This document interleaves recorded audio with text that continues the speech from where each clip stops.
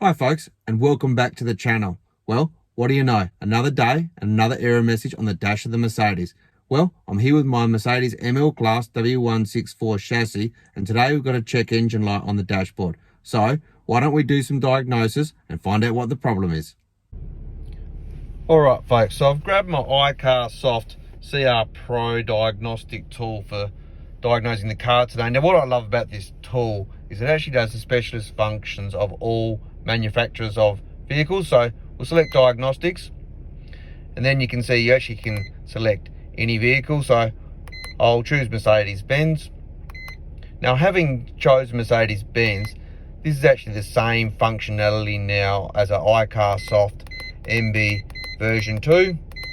So if you want to just go with one manufacturer, you can just choose the MB version 2, but myself, I like the CR Pro because I've got Audis, Mercedes, Mazdas, etc. So I'm just going down now to select ML Class W164, which is what this one is.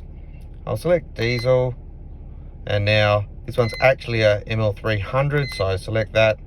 Now what I'm going to do is I could scan the whole vehicle, but I know it's a check engine light that's come on, so I'll just choose the manual mode, and I'm going to go into the engine control module, and I'll read the fault codes there. Now straight away we can see that it's thrown a 148A00. The number of times regeneration of the diesel particulate filter was performed is too high. Now what's interesting about this fault code is it's not actually telling us the DPF's blocked or any particular sensors are misfunctioning. It's just telling us that the DPF has tried to regenerate too many times. So what I think I might do is let's just check out the live data on the vehicle. So we're going to view data and come down to diesel particular filter and go into there. We'll select all and start. So let's look at these values we've got here.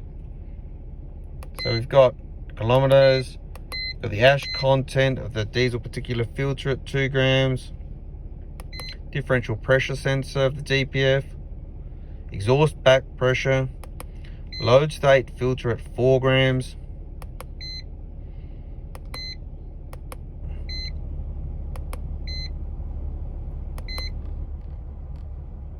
So having looked into that 148A00 fault code, it really isn't definitive what the actual issue is. And rather than starting to replace sensors straight away, what I've gone and done is bought a couple of cans of this liquid moly diesel particulate filter clogged treatment, which you put into the diesel fuel.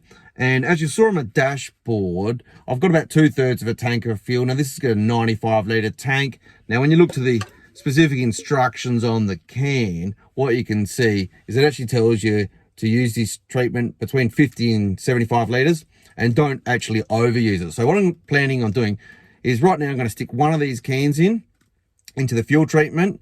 We'll let that run through, and then as soon as I can put another 50 to 75 litres in, I'll add the extra fuel with the extra can, and we'll record all of the live data for the diesel particulate filter.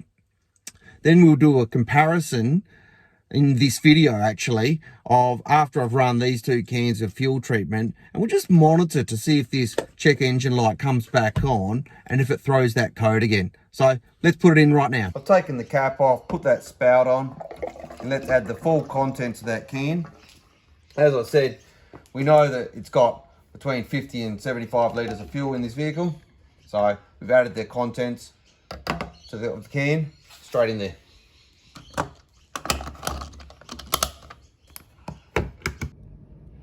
So now that we've added that fuel treatment, what we'll actually do is we'll come back into ECM with our iCar Soft tool. We can see that that fault code is still present. So what we'll do is we'll actually clear that fault memory for now. Hit OK on that.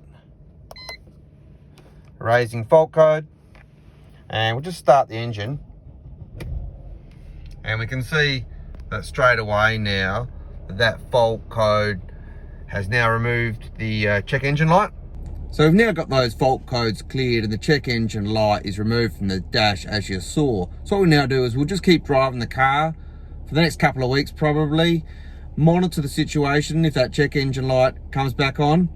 As I said, what my plan is when the car probably gets down to about a third of a tank of fuel, I will add the next can of DPF particulate cleaner, fill it up completely, so that'll be another 50 to 70 litres, and then I'll run that treatment completely through. So I'll have run 2 cans through probably about 140 litres of fuel, somewhere between 100 and 140 litres of fuel, and we'll just monitor the car.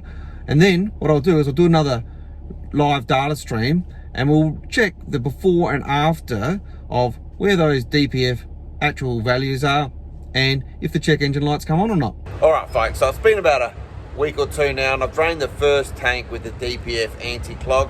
I've had to reset that check engine light. It's been the same warning 2 times during that period, so it's better than it was. Every time I was driving it previously I had to reset that check engine light. So let's put another can of the DPF anti-clog. I'll put about 50 or 70 litres of fuel in with this and then we'll come back to you after we've done this tank.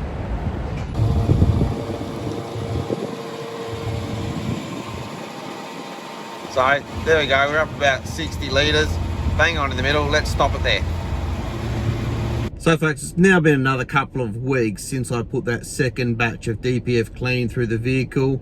As you can see on the gauge, we're now just below a quarter on the fuel tank, and I'm pleased to report that I've not had the check engine light come on once since I put that second batch of DPF clean.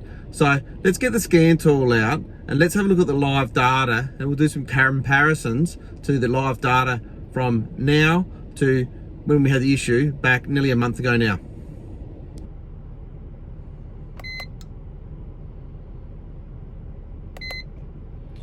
So we'll just check for fault codes just to see, and we've got no fault codes found. And now let's view the live data. And so we'll go to the DPF, and once again we'll select all, and we'll start that.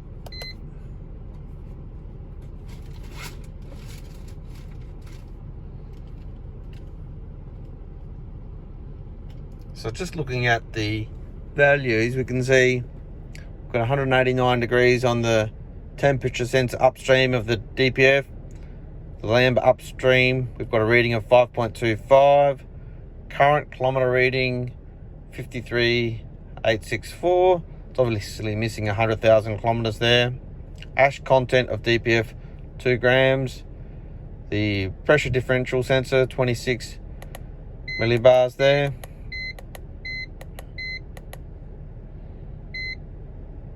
The back pressure sensor 1090. Load state filter 7 grams. Turbocharger 173 degrees. O2 sensor heater is enabled. And we've got driving distance since last successful DPF regeneration 153,632. I find that actually quite staggering. Mileage but then it's got mileage at last particular filter regeneration at 153,624.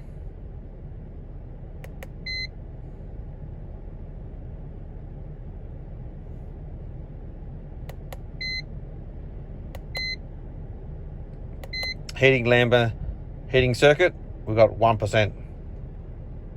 All right, so let's enter those into our spreadsheet and we'll do a comparison. So having a look at the tabulated data that I've collected from the 6th of December and 28th of December. So back from the beginning of the month was when we had the issue before I put any of the diesel fuel treatment into the vehicle. None of the data, to be honest, really stands out as I look across these values as particularly extraordinary. If we just flick to the ash content of the diesel particulate filter, we can see that sitting consistently at around 2 grams. To me, that's quite normal of value. I've seen values of up to 8 grams in the DPF previously. the B288 pressure differential sensor. You can see from the beginning of the month that was sitting at 18 millibars, currently up at 26.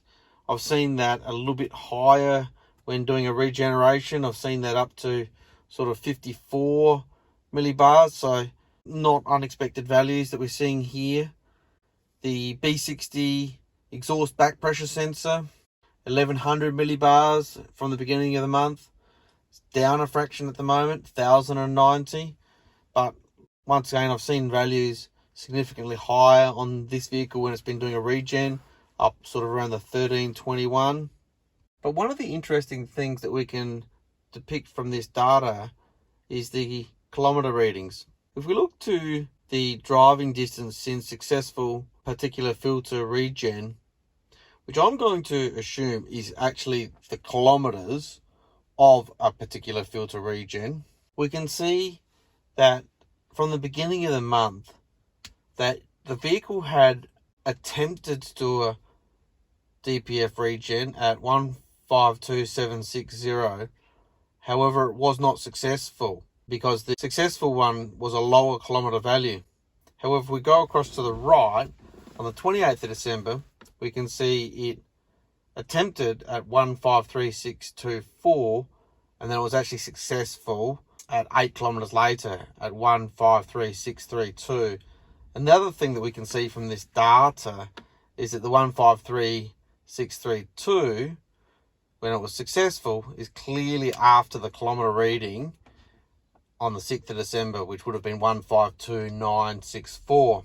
So there you go, folks. That's the live data from the DPF from when I had the issue to now after running those couple of cans of liquid moly DPF cleaner through the vehicle.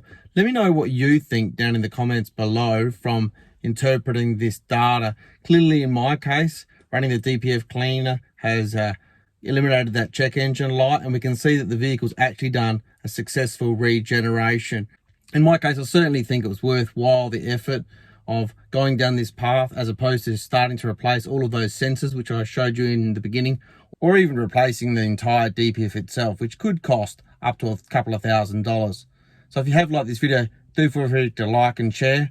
And on the channel you can find all sorts of repairs and maintenance on the Mercedes, the Audi, the Mazda, and even the early Ford Falcon of mine. So if you're interested in any of those things, subscribe to the channel. And until next time, have a good evening.